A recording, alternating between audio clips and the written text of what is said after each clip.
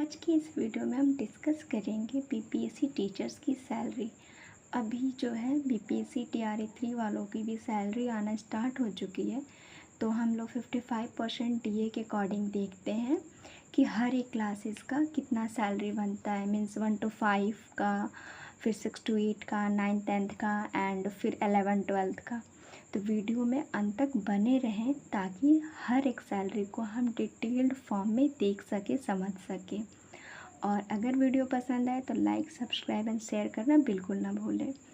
तो जो सबसे पहले है 1 to 5 यानी पीआरटी के लिए, इसके लिए बेसिक पे होगा 25,000 और फिर डीए है 55% के अकॉर्डिंग 13,750। जो एचआरए है वो 5% के अकॉर्डिंग 1250 आ रहा है। फिर मेडिकल 1,000। टोटल सैलरी जो बनती है इनको ऐड करने पे बनती है 25,000, 13,750, 1250 और 1,000, जो कि आता है 41,000 टोटल सैलरी।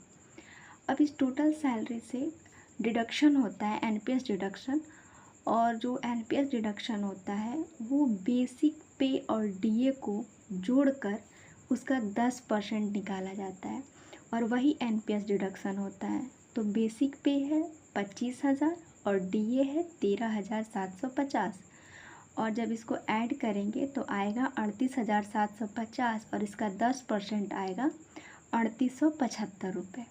तो ये जो डिडक्शन है ये आपके टोटल सैलरी से होगी। और फिर इसके बाद से एक होता है जीआईएस डिडक्शन जो 30 रुपये का होता है।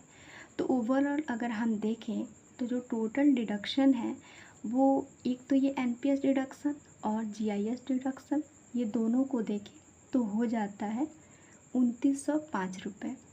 अब ये 2,905 रुपये तो कट जाएंगे आपके, तो 41,000 बन रहे थे और 2,905 रुपये कट जा रहे हैं। मीन्स सैलरी जो अकाउंट में आएगी वो कितनी आएगी, तो जो टोटल सैलरी है उसमें से अगर टोटल डिडक्शन को घटा दें तो आएगी 41,000 से चला गया 3,905 रुपये, तो आएगा 37,095 रुपये। ठीक है। उसके बाद कुछ एनपीएस, एक तो एनपीएस डिडक्शन होता है हमारे खुद की सैलरी से, एंड देन होता है आपको गवर्नमेंट के द्वारा एनपीएस डिडक्शन भी होता है।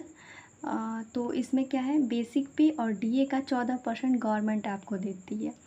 मतलब जो आपकी सैलरी से कटेगा वो यहाँ पे 10% था, लेकिन जो गवर्नमेंट देती है वो आपकी बेसिक पे और डीए का जितना भी आता है उसका 14% देती है। तो फिर कैलकुलेट करके ओवरऑल निकालते हैं तो ये आता है 5,425 रुपये। यानी जो टोटल आपका एनपीएस बचता है वो बचता है, एक तो आपका ये वाला 3,875 रुपये, और उसके बाद से फिर ये जो बचा, ये दोनों को जब ऐड करते हैं तो आता है 9,300। ये एनपीएस डिडक्शन है। यानी ओवरऑल प्रॉफिट आपको कितना हो रहा है, तो एक तो ये जो आपकी सैलरी है जो आपके अकाउंट में आ रही है 37,095, और जो डिडक्शन है जो कट जा रहा है आपके अकाउंट से वो आप ही का पैसा है बट कट रहा है 9300। तो यानी ओवरऑल प्रॉफिट आता है 46,395 रुपये। ये डिटेल्ड फॉर्म था 1 to 5 यानी पीआरटी के लिए। अब हम लोग देखेंगे 6 to 8 का।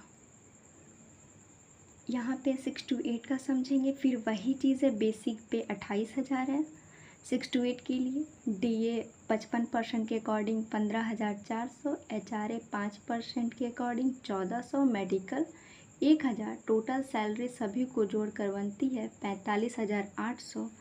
फिर जो एनपीएस डिडक्शन होता है हमारे टोटल सैलरी से, तो वो होता है बेसिक पे और डीए का 10%। यानी ओवरऑल कैलकुलेशन के बाद ये होता है 4,340 4340 रुपये। और जीआईएस डिडक्शन 30 रुपये होते हैं। तो ओवरऑल डिडक्शन कितना हुआ, मतलब आपकी जो भी सैलरी बनी उसमें से कितने कट गए, तो जो एनपीएस डिडक्शन था वो और जो जीआईएस डिडक्शन था वो दोनों को ऐड कर देते हैं। यानी आपके टोटल सैलरी से 4,370 रुपये कट जाएंगे। तो अकाउंट में कितने आएंगे, तो टोटल सैलरी बनी थी 45,800, इसमें से कट गए कितने, तो 4,370 रुपये। तो ओवरऑल आपके अकाउंट में जो सैलरी आएगी वो आएगी 41,430, 41,430 रुपये। उसके बाद जो गवर्नमेंट एनपीएस देती है आपको, तो वो कितना होता है, तो बेसिक पे और डीए का 14% होता है।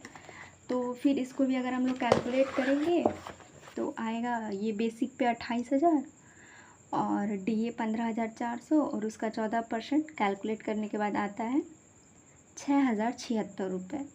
यानी टोटल अगर एनपीएस देखें तो एक तो यहाँ पे था 4370 रुपये और जो गवर्नमेंट द्वारा मिलता है वो है 6,076 रुपये और ओवरऑल एनपीएस आपके पास कितना कलेक्ट हुआ, तो 10,446 रुपये। और टोटल प्रॉफिट की बात करें तो आपके अकाउंट में आ रहा है 41,430 रुपये और एनपीएस कट रहा है 10,446 रुपये।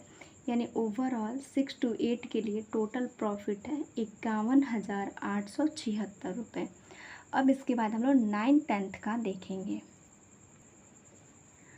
यहाँ पे 9th-10th टीजीटी पोस्ट के लिए बेसिक पे जो होता है वो होता है 31,000, डीए 55% के अकॉर्डिंग 17,050 रुपये, एचआरए 5% के अकॉर्डिंग 1,550 रुपये, मेडिकल 1,000, सबको जोड़ देंगे तो टोटल सैलरी बनेगी 50,600।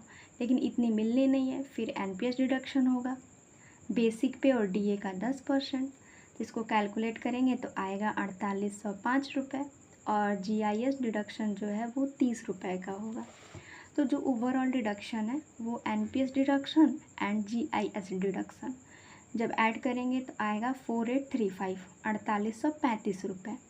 अब इसके बाद जो सैलरी आएगी अकाउंट में वो टोटल सैलरी से घट जाएगा, जो भी कटा हुआ पैसा डिडक्शन जो भी हुआ है। तो जो अभी आपकी पूरी सैलरी बन रही थी 50,600, उसमें से घटा देंगे 4,835 रुपये, तो आ जाएगा 45,765 रुपये। फिर एनपीएस बाय गवर्नमेंट जो है वो 14% देती है, तो बेसिक पे और डीए का 14% कैलकुलेट करने के बाद ये आता है 7,727, 6727 रुपये।